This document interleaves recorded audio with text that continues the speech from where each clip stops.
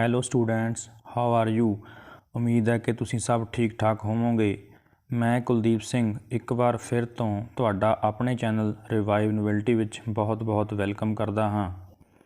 ਜਿਵੇਂ ਕਿ ਤੁਸੀਂ ਅੱਜ ਵੀਡੀਓ ਦੇ ਥੰਬਨੇਲ ਵਿੱਚ ਵੇਖ ਲਿਆ ਹੋਣਾ ਹੈ ਕਿ ਅੱਜ ਆਪਾਂ ਨੇ ਮਾਡਰਨ ਐਟੋਮਿਕ ਥਿਊਰੀ ਅਤੇ ਐਵੋਗੈਡਰੋ ਲਾ ਬਾਰੇ ਪੜ੍ਹਨਾ ਹੈ। ਵੀਡੀਓ ਸਟਾਰਟ ਕਰਨ ਤੋਂ ਪਹਿਲਾਂ ਜੇਕਰ ਤੁਸੀਂ ਅਜੇ ਤੱਕ ਮੇਰੇ ਚੈਨਲ ਨੂੰ ਸਬਸਕ੍ਰਾਈਬ ਨਹੀਂ ਕੀਤਾ ਤਾਂ ਪਲੀਜ਼ ਮੇਰੇ ਚੈਨਲ ਨੂੰ ਜ਼ਰੂਰ ਸਬਸਕ੍ਰਾਈਬ ਕਰ ਲਿਓ ਅਤੇ ਨਾਲ ਦੀ ਨਾਲ ਬੈਲ ਦੇ ਆਈਕਨ ਨੂੰ ਜ਼ਰੂਰ ਅਨੇਬਲ ਕਰ ਲਿਓ ਤਾਂ ਕਿ ਮੇਰੇ ਆਉਣ ਵਾਲੀ ਹਰ ਲੇਟੈਸਟ ਵੀਡੀਓ ਦਾ ਨੋਟੀਫਿਕੇਸ਼ਨ ਤੁਹਾਨੂੰ ਸਭ ਤੋਂ ਪਹਿਲਾਂ ਮਿਲ ਸਕੇ। ਸਭ ਤੋਂ ਪਹਿਲਾਂ ਅੱਜ ਆਪਾਂ ਨੇ ਮਾਡਰਨ ਐਟੋਮਿਕ ਥਿਊਰੀ ਬਾਰੇ ਪੜ੍ਹਨਾ ਹੈ। The main modifications made in the Dalton's atomic theory as a result of new discoveries about atom are। Dalton atomic theory ਦੇ ਵਿੱਚ ਮੇਨ ਮੋਡੀਫਿਕੇਸ਼ਨ ਕਰਨ ਤੋਂ ਬਾਅਦ ਸਾਡੇ ਕੋਲ ਇੱਕ ਨਵੀਂ ਥਿਊਰੀ ਆਈ ਜਿਸ ਨੂੰ ਅਸੀਂ ਮਾਡਰਨ ਐਟੋਮਿਕ ਥਿਊਰੀ ਆਖਦੇ ਹਾਂ। ਇਸ ਥਿਊਰੀ ਦੇ ਸਾਰੇ ਪੁਆਇੰਟਸ ਨੂੰ ਅਸੀਂ ਇੱਕ ਇੱਕ ਕਰਕੇ ਪੜ੍ਹਾਂਗੇ। ਸੋ ਸਭ ਤੋਂ ਪਹਿਲਾ ਪੁਆਇੰਟ ਹੈ ਜੀ ਕਿ atom is no longer considered to be indivisible. Dalton ਨੇ ਆਪਣੀ ਥਿਊਰੀ ਵਿੱਚ ਸਾਨੂੰ ਦੱਸਿਆ ਸੀ ਕਿ ਐਟਮ ਹੀ ਸਭ ਤੋਂ ਛੋਟਾ ਪਾਰਟੀਕਲ ਹੈ। ਕਹਿਣ ਦਾ ਮਤਲਬ ਕਿ ਐਟਮ ਨੂੰ ਅੱਗੇ ਅਸੀਂ ਹੋਰ ਤੋੜ ਨਹੀਂ ਸਕਦੇ, ਪਰ ਮਾਡਰਨ ਐਟੋਮਿਕ ਥਿਊਰੀ ਨੇ ਸਾਨੂੰ ਦੱਸਿਆ ਕਿ atom is no longer considered to be indivisible, ਕਿ ਐਟਮ ਇਨਡਿਵਿਜ਼ੀਬਲ ਨਹੀਂ ਹੈ। ਮਤਲਬ ਕਿ ਐਟਮ ਵੀ ਹੋਰ ਸਬ ਐਟੋਮਿਕ ਪਾਰਟੀਕਲਸ ਤੋਂ ਮਿਲ ਕੇ ਬਣਿਆ ਹੋਇਆ ਹੈ। It has been found that an atom has a complex structure। ਤਾਂ ਮਾਡਰਨ ਐਟੋਮਿਕ ਥਿਊਰੀ ਨੇ ਇਹ ਦੇਖਿਆ ਕਿ ਐਟਮ ਦੀ ਵੀ ਸਟਰਕਚਰ ਬਹੁਤ ਕੰਪਲੈਕਸ ਯਾਨੀ ਕਿ ਵਿਸ਼ਾਲ ਜਾਂ ਵੱਡੀ ਹੁੰਦੀ ਹੈ। And is made up of sub atomic particles ਸੱਚ ਐਜ਼ ਇਲੈਕਟ੍ਰੋਨਸ, ਪ੍ਰੋਟੋਨਸ ਐਂਡ ਨਿਊਟਰੋਨਸ। ਅਤੇ ਐਟਮ ਵੀ ਬਹੁਤ ਛੋਟੇ ਜਿਨ੍ਹਾਂ ਨੂੰ ਅਸੀਂ ਸਬ ਐਟੋਮਿਕ ਪਾਰਟੀਕਲਸ ਵੀ ਆਖਦੇ ਹਾਂ, ਜਿਸ ਤਰ੍ਹਾਂ ਇਲੈਕਟ੍ਰੋਨਸ, ਪ੍ਰੋਟੋਨਸ ਅਤੇ ਨਿਊਟਰੋਨਸ ਤੋਂ ਮਿਲ ਕੇ ਬਣਿਆ ਹੁੰਦਾ ਹੈ। ਸੈਕੰਡ ਪੁਆਇੰਟ ਹੈ ਜੀ atoms of same elements may not be similar in all ਰਿਸਪੈਕਟਸ।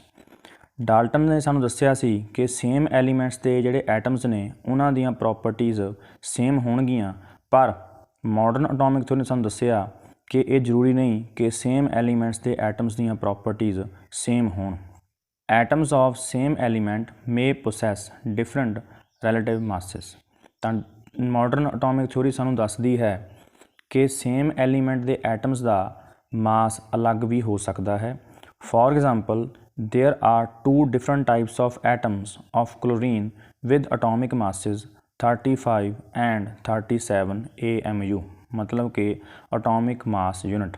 ਉਦਾਹਰਨ ਦੇ ਤੌਰ 'ਤੇ ਸਾਡੇ ਕੋਲ ਕਲੋਰੀਨ ਦੇ 2 ਐਟਮ ਹਨ ਜਿਨ੍ਹਾਂ ਦਾ ਐਟੋਮਿਕ ਮਾਸ 35 ਅਤੇ 37 ਹੁੰਦਾ ਹੈ, ਮਤਲਬ ਕਿ ਦੋਨਾਂ ਦਾ ਐਟੋਮਿਕ ਮਾਸ ਅਲੱਗ ਵੀ ਹੋ ਸਕਦਾ ਹੈ। So such atoms of same element which possess different atomic masses are called isotopes. ਤਾਂ ਅਸੀਂ ਇਹ ਕਹਿ ਸਕਦੇ ਹਾਂ ਕਿ ਸੇਮ ਐਲੀਮੈਂਟਸ ਦੇ ਉਹ ਐਟਮਸ ਜਿਨ੍ਹਾਂ ਦਾ ਐਟੋਮਿਕ ਮਾਸ ਅਲੱਗ ਹੋਵੇਗਾ ਉਹਨਾਂ ਨੂੰ ਅਸੀਂ ਆਈਸੋਟੋਪਸ ਆਖ ਸਕਦੇ ਹਾਂ। ਥਰਡ ਪੁਆਇੰਟ ਹੈ ਜੀ atoms of different elements may have similar one or more properties. ਜਿਵੇਂ ਕਿ ਡਾਲਟਨ ਆਪਣੀ ਐਟੋਮਿਕ ਥਿਊਰੀ ਵਿੱਚ ਸਾਨੂੰ ਦੱਸਦਾ ਸੀ ਕਿ ਅਲੱਗ ਐਲੀਮੈਂਟਸ ਜਿਹੜੇ ਐਟਮਸ ਨੇ ਉਹਨਾਂ ਦੀਆਂ ਪ੍ਰੋਪਰਟੀਜ਼ ਅਲੱਗ ਹੋਣਗੀਆਂ, ਪਰ ਮਾਡਰਨ ਐਟੋਮਿਕ ਥਿਊਰੀ ਸਾਨੂੰ ਦੱਸਦੀ ਹੈ ਕਿ ਡਿਫਰੈਂਟ ਐਲੀਮੈਂਟਸ ਦੇ ਐਟਮਸ ਦੀਆਂ ਪ੍ਰੋਪਰਟੀਜ਼ ਸੇਮ ਵੀ ਹੋ ਸਕਦੀਆਂ ਹਨ। ਜਿਸ ਤਰ੍ਹਾਂ ਕਿ there are certain atoms of different elements which possess same relative masses. ਕਹਿਣ ਦਾ ਮਤਲਬ ਕਿ ਅਲੱਗ ਐਲੀਮੈਂਟਸ ਦੇ ਐਟਮਸ ਦਾ ਮਾਸ ਸੇਮ ਵੀ ਹੋ ਸਕਦਾ ਹੈ। For example atomic mass of calcium and argon is same, that is 40 AMU, but their chemical properties are entirely different। ਉਦਾਹਰਨ ਦੇ ਤੌਰ 'ਤੇ ਜੇਕਰ ਅਸੀਂ ਕੈਲਸ਼ੀਅਮ ਅਤੇ ਆਰਗਨ ਦੇ ਐਟਮਸ ਨੂੰ ਦੇਖੀਏ ਤਾਂ ਉਹਨਾਂ ਦੋਨਾਂ ਦਾ ਐਟੋਮਿਕ ਮਾਸ ਸੇਮ ਯਾਨੀ ਕਿ 40 AMU ਹੁੰਦਾ ਹੈ, ਪਰ ਉਹਨਾਂ ਦੋਨੋਂ ਐਟਮਸ ਦੀਆਂ ਜਿਹੜੀਆਂ ਕੈਮੀਕਲ ਪ੍ਰੋਪਰਟੀਜ਼ ਨੇ ਉਹ ਬਿਲਕੁਲ ਹੀ ਡਿਫਰੈਂਟ ਜਾਂ ਉਲਟ ਹੁੰਦੀਆਂ ਹਨ। Such atoms of different elements which possess same mass are called isobars. ਤਾਂ ਉਹ ਡਿਫਰੈਂਟ ਐਲੀਮੈਂਟਸ ਦੇ ਐਟਮਸ ਜਿਨ੍ਹਾਂ ਦਾ ਐਟੋਮਿਕ ਮਾਸ ਸੇਮ ਹੁੰਦਾ ਹੈ ਉਹਨਾਂ ਨੂੰ ਅਸੀਂ ਆਈਸੋਬਾਰਸ ਆਖਦੇ ਹਾਂ। फोर्थ पॉइंट है जी कि atom is the smallest unit which takes part in chemical reactions.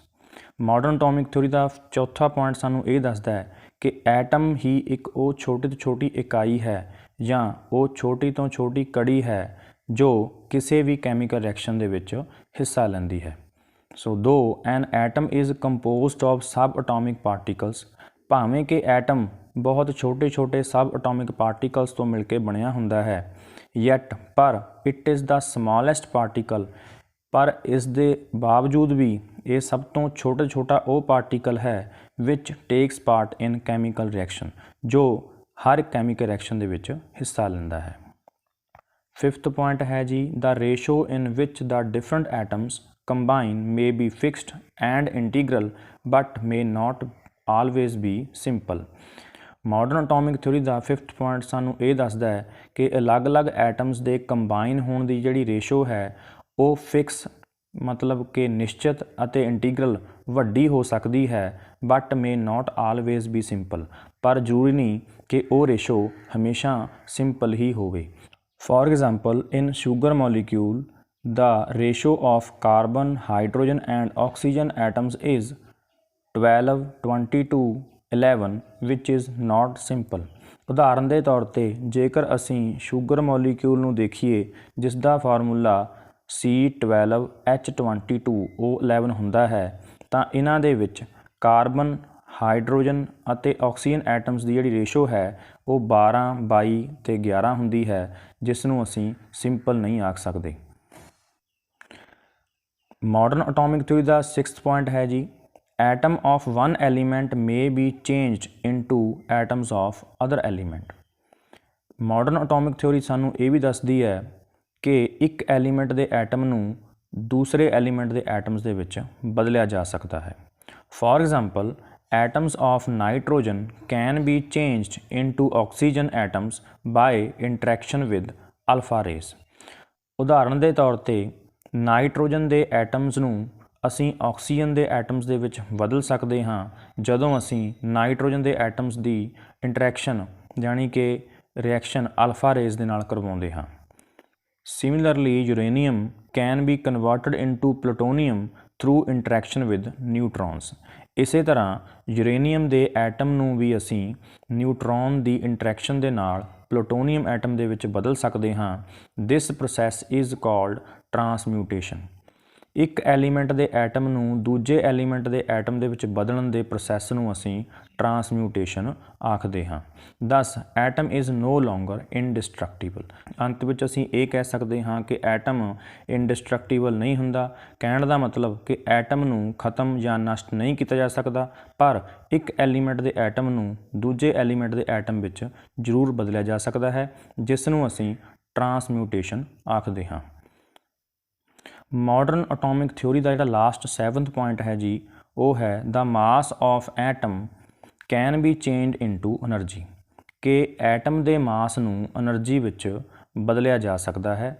So according to Einstein equation, क्योंकि आइनस्टीन ने सानूं एक इक्वेशन दसी है E=mc², जिथे E साडे कोल एनर्जी हुंदा है, M मास है जी, ते C वेलोसिटी ऑफ लाइट हुंदी है। सो इस इक्वेशन दे विच आइनस्टीन ने सानूं दस्सिया कि मास एंड एनर्जी आर इंटरकनवर्टिबल, कि मास ते एनर्जी आपस दे विच इंटरकनवर्टिबल मतलब कि एक दूजे दे विच बदले जा सकते हैं। तो 10 atom is no longer indestructible, क्योंकि आइनस्टीन ने अपनी इक्वेशन विच सानूं समझाया है कि एटम के मास नूं एनर्जी विच बदलिया जा सकता है। कहण दा मतलब एटम नूं असीं खत्म जां नष्ट नहीं कर सकते। However, during chemical reactions, atom remains unchanged। इस करके किसी भी कैमिकल रिएक्शन दौरान एटम चेंज नहीं होगा, atom remains unchange. So modern atomic theory पढ़न तो बाद अज असी एवोगैड्रो ला डिस्कस करना है जी। ये ला सानू की दसदा है कि this law states that under similar conditions of temperature and pressure equal volumes of all gases contain equal number of मॉलीक्यूल्स।